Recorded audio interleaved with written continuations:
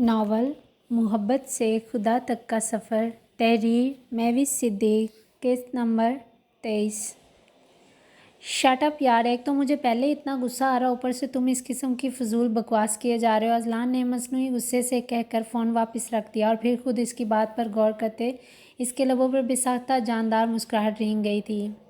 शम्सा चाय का मग लिए टेरेस पर मौजूद कुर्सियों में से एक पर बैठी सामने मौजूद ग्रीन कारपेटेड लॉन को ही साकत निगाहों से देख रही थी। तभी सोनिया बेगम की नरम आवाज़ ने इसे अपनी तरफ मुतवज्जा किया। क्या हुआ बेटा, आजकल कॉलेज क्यों नहीं जा रही आप? सोनिया बेगम शम्सा के बिल्कुल मुकाबल कुर्सी पर आरामदाह अंदाज में बैठ गई थी। शम्सा इस वक्त ऑफ वाइट सूट जेबतन किए सदियों की बीमार लग रही थी। इसके चेहरे पर मौजूद पसमर्दगी ने सोनिया बेगम समेत अख्तर साहब को भी चौंकने पर मजबूर कर दिया था। वैसे ही मामा आजकल दिल नहीं कर रहा, थोड़े दिनों तक जाना शुरू कर दूंगी। शम्सा ने ठंडी चाय का सिप लेते हुए सोनिया बेगम की जांचती निगाहों से बेसाख्ता अपनी निगाहें चुरा लीं। ठीक है बेटा, अगर कोई मसला हो तो मुझे ज़रूर बता देना, ओके? सोनिया बेगम ने शम्सा के सर पर प्यार से हाथ रखा और फिर वहाँ से जाने के लिए अपने कदम सीढ़ियों की जानब बढ़ा गईं। शम्सा वहीं बैठी फिर से सोचों में गुम गैर मरई नुक्ते को ही देखने में महव हो गई। अभी से कुछ ही टाइम गुजरा था कि फ़ोन की बेल की आवाज़ ने इसकी सोचों का इर्तिकाज़ तोड़ दिया और वह बेतवजही में फ़ोन रिसीव करती कान के साथ लगा चुकी थी। हेलो। शम्सा का लहजा कुछ भीगा भीगा सा था। अस्सलाम वालेकुम। जेडी इसका नमी से भरपूर लहजा सुनकर एक पल के लिए खटक सा गया। वालेकुम अस्सलाम। इसके सलाम पर शम्सा थोड़ा शर्मिंदा हुई, इसलिए इससे ज़्यादा कुछ बोल ही ना पाई। कैसी हैं आप? जेडी ने इसको अजहद खामोश पाकर खुद ही बात का आगाज़ किया। मैं ठीक हूँ। शम्सा के हलक से सिसकी नुमा आवाज़ उभरी। क्या हुआ आपको? कॉलेज क्यों नहीं जा रही आप? ना जाने क्यों जेडी शम्सा से इसके रोने की वजह नहीं पूछ पाई। इस वक्त वो कमाल ज़बत की इंतहा को छू रहा था, वरना उसका रंधा हुआ लहजा सुनकर जेडी का दिल शिद्दत से उससे मिलने के लिए बेकरार हुआ था। कॉलेज? हाँ, वो मेरा बिल्कुल भी दिल नहीं करता कॉलेज जाने को। शम्सा ने सटपटाहट का शिकार होते अकलाते लहजे में झूठा बहाना गढ़ना चाहा। शम्सा, मैंने बहाना नहीं पूछा, सच पूछा आपसे, सिर्फ सच। जेडी ने फ़ौरन इसकी बात की तरदीद कर दी। शम्सा इस कदर दुरुस्त अंदाज़े पर अपना ज़ब्त खोते हुए सिसकियों समेत रोने लग गई। Relax Shamsa, listen to me please. क्या हुआ आपको? इस तरह रो क्यों रही हैं, बताएं मुझे। फ़ोन के स्पीकर से मुसलसल जेडी की फ़िक्रमंद आवाज़ें उभर रही थीं। वो कॉलेज में। शम्सा के लब इसका साथ नहीं दे रहे थे, इसलिए वो बात को अधूरा छोड़ती फिर से रोने लग गई। क्या हुआ कॉलेज में? शम्सा, अगर आपने रोना बंद नहीं किया तो मुझे अभी के अभी आपके पास आना पड़ेगा। जेडी का दिल हलक से उछलकर बाहर आने को बेताब हो रहा था, इसलिए धमकी अमेज़ लहजा अपनाते इसे सख्ती से बाहर करवा दिया। वो कॉलेज में सनी के दोस्त मुझे अजीब नज़रों से घूरते हैं। शम्सा आंसुओं समेत बमुश्किल गोया होने लगी। वो कह रहे थे मेरी वजह से सनी ने अपनी जान दे दी। शम्सा के हकीकत बताते ही जेडी की गर्दन की रगें तनकर गुस्से के मारे फूल चुकी थी। वो अपने हाथ की मुट्ठी भींचे खुद पर काबू पाने की नाकाम कोशिश कर रहा था। इसकी अंगारा बरसाती आंखें इस वक्त किसी को भी तहस नहस कर देने के लिए काफ़ी थीं। तो आपने उनसे कहा कुछ नहीं? जेडी ने बमुश्किल बात जारी रखी। मैं बहुत डर गई थी, मुझे लगा था हर बार की तरह आप वहाँ आकर मुझे बचा लेंगे, उनकी नज़रों से बहुत दूर ले जाएंगे, मगर आप उस दिन नहीं आए। उस दिन मैंने आपको बहुत याद किया था। शम्सा बेइख्तियार रोते हुए अपने दिल की बात जेडी से शेयर कर गई। शम्सा की इस बात ने जेडी के गुस्से को एक ही पल में हवा की तरह उड़न छू कर दिया। बेसाख्तगी में किए गए इकरार ने जेडी के पत्थर दिल पर एक खूबसूरत दीदा ज़ेब फुहार बरसा दी थी। Oh really? अगर ऐसी बातों से आप मुझे याद करती हैं तो मैं कल कॉलेज आकर खुद उनसे रिक्वेस्ट करूँगा कि प्लीज़ आप ऐसी तलख बातें शम्सा से कहते रहें ताकि वो मुझे हर रोज़ याद तो करती रहें। जेडी ने गहरी मुस्कुराहट समेत बात को मजाक का रुख दिया ताकि शम्सा का मूड कुछ बेहतर हो सके। आप पागल हैं क्या? लगता आपने ठीक से सुना नहीं। मैं इस हादसे को लेकर इतना परेशान हूँ और आप कह रहे हैं मैं खुद उनसे रिक्वेस्ट करूँगा ये सब कहने के लिए। शम्सा गैर यकीनी कैफियत में घिरी फिर से रोने में मसरूफ़ हो चुकी थी। Relax Shamsa, I was just joking. JD को अपना मजाक महंगा पड़ता महसूस हुआ था। Really you were joking but I am very serious about this mask man. JD को अब हकीकी मायनों में इसकी फ़िक्र लाक हुई थी, इसलिए गहरा सांस भरते नरमी से गोया हुआ। आई रियली नो शम्सा, मेरा ये मतलब बिल्कुल भी नहीं था, लेकिन मुझे ये समझ नहीं आ रही आप इस हादसे को लेकर इतना परेशान क्यों हो रही हैं। जेडी के तासरात फिर से वही संजीदगी का रूप धार गए। जब मैंने आपसे कहा है मैं हर मामला खुद हैंडल कर लूँगा, फिर आप किस बात को लेकर इतना परेशान हो रही हैं। वो इसे तसल्ली देने के साथ साथ रसान से समझाने की पूरी कोशिश कर रहा था। وہ اس کے دوست شمسا نے ڈرتے ڈرتے پھر سے اپنا خدشہ ظاہر کیا۔ کوئی کچھ نہیں کر سکتا شمسا، اس کے گھر والوں نے کوئی بھی کیس فائل کرنے سے منع کر دیا۔ ان کا کہنا اس طرح کیس کرنے سے ان کا بیٹا تو واپس نہیں آئے گا، اس لیے بات یہیں ختم ہوگی۔ اور جہاں تک رہی اس کے دوستوں کی بات، ان سب کو میں اپنے طریقے سے ہینڈل کر لوں گا، اس کی فکر کرنا چھوڑ دیں آپ۔ جے ڈی نے اپنے نرم لہجے سے اس کے بے چین دل کو اقرار سا بخش دیا۔ وہ پہلے کی نسبت کافی مطمئن نظر آ رہی تھی۔ آپ انہیں ماریں گے؟ شمسا لمحے بھر کے توقف کے بعد پھر سے گویا ہوئی۔ نہیں، صرف ڈراؤں گا۔ جے ڈی اس کی معصومیت پر دھیرے سے مسکرا دیا۔ پھر تو آپ یہی کریں، ویسے بھی آپ ڈرانے میں کافی ماہر ہیں۔ شمسا کے لبوں سے بے ساختگی میں یہ جملہ پھسل گیا۔ اچھا تو ایسا ہے کیا؟ جے ڈی نے اچھا لفظ کو کچھ زیادہ ہی لمبا کھینچ لیا۔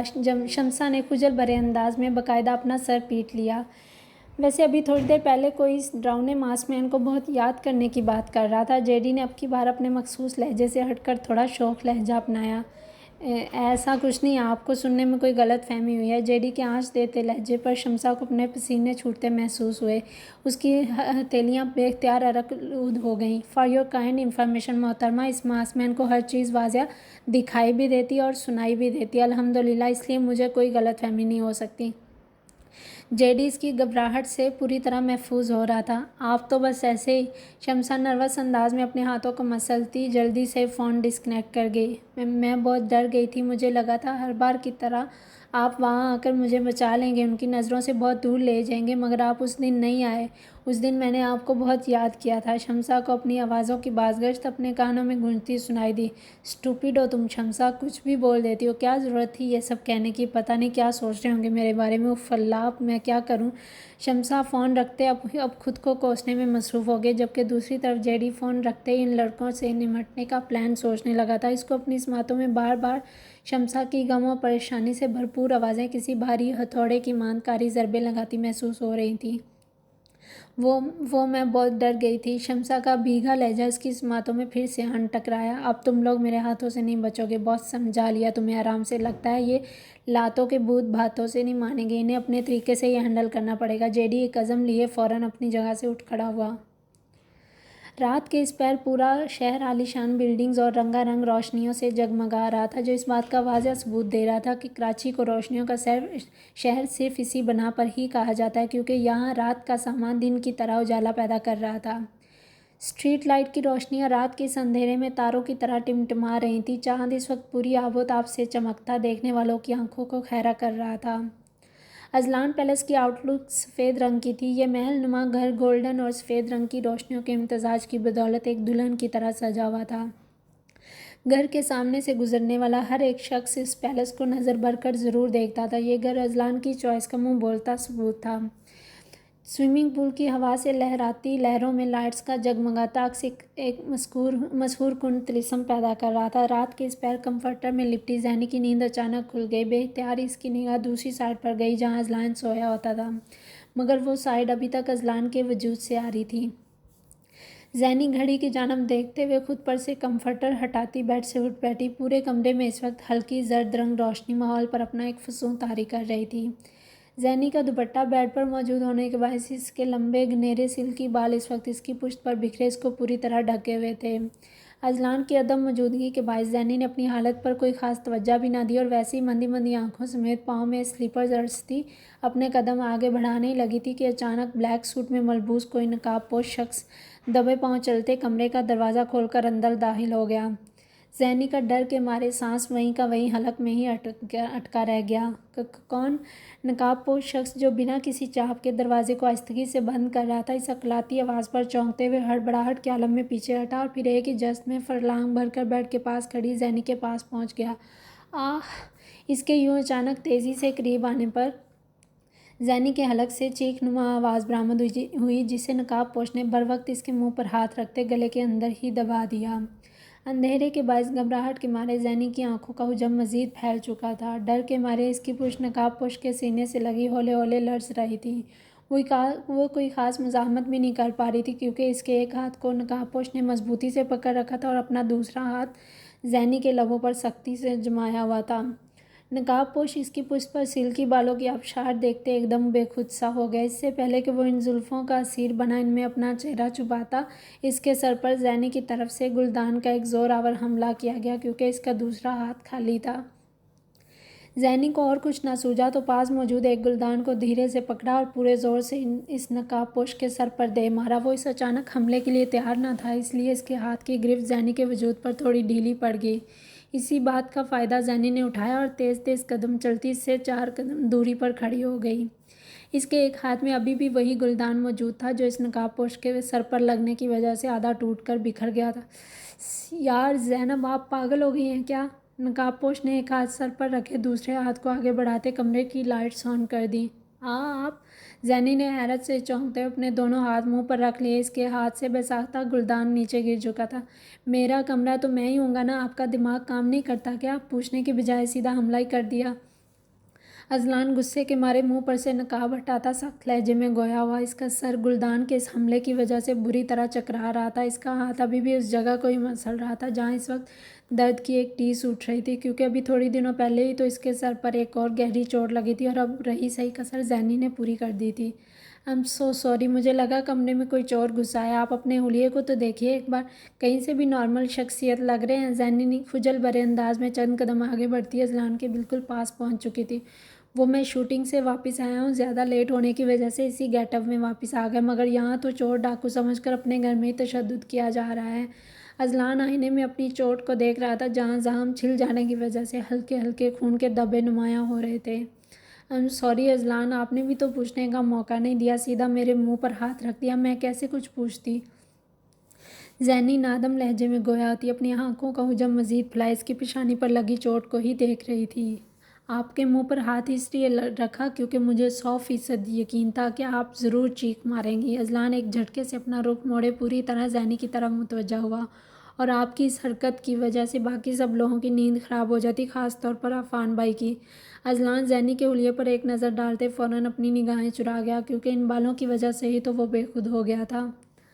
اذلان اب اپنے سر کی چوٹ کو ایک نظر دیکھنے کے بعد دراز میں سے فرسٹ ایڈ باکس نکالنے لگا۔ ایک منٹ اذلان، میں صاف کر دیتی ہوں۔ زینی آگے بڑھتی فرسٹ ایڈ باکس سے کاٹن اور دوسری ضروری چیزیں نکالنے لگیں۔ رہنے دیں آپ، میں خود کر لوں گا، اذلان کہنے کے ساتھ ساتھ زخم صاف کرنے کے لیے باقاعدہ ڈریسنگ مرر کے سامنے بیٹھ گیا۔ اس کے منع کرنے کے باوجود زینی اپنے نرم ہاتھوں کے لمس سے اس کے ماتھے پر بکھرے بال پیچھے کرنے لگی۔ جیسے اس کا ہاتھ چوٹ پر لگا، اذلان کے منہ سے ہلکی سی کراہنما آواز نکلی۔ بہت درد ہو رہا ہوگا نا؟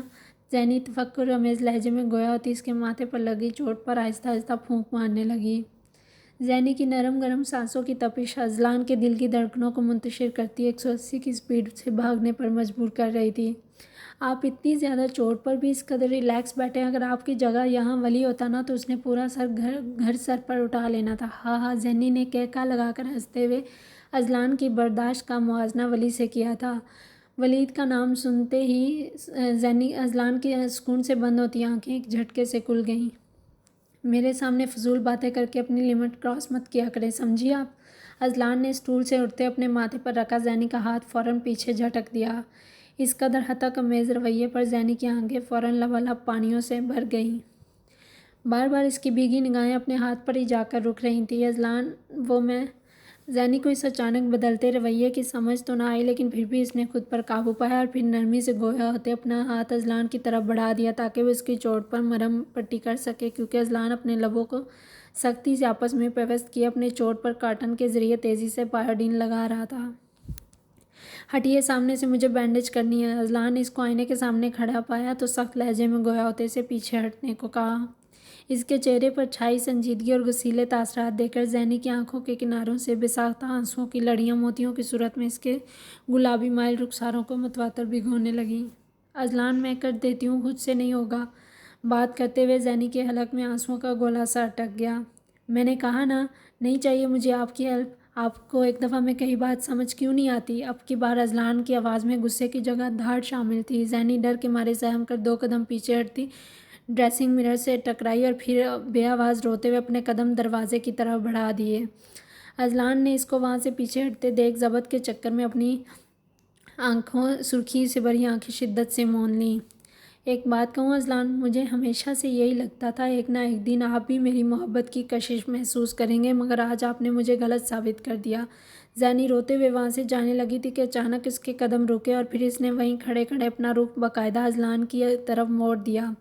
زینی کی رندی شکستہ آواز میں کہے گئے جملوں کی وجہ سے اذلان کے چوٹ پر تیزی سے حرکت کرتے ہاتھ ایک پل کے لیے ساکت ہو گئے۔ مجھے لگتا تھا محبت ایک ایسا طاقتور جذبہ ہے جو کسی بھی نفرت کو مات دے سکتا ہے، پھر چاہے وہ کتنی بڑی ہی کیوں نہ ہو، مگر آپ کی نفرت نے آج مجھے ثابت کر دیا میری محبت سے بھی زیادہ آپ کی نفرت شدت رکھتی ہے۔ زینی بار بار اپنے گال پر بہتے آنسوؤں کو رگڑ کر بے دردی سے صاف کر رہی تھی۔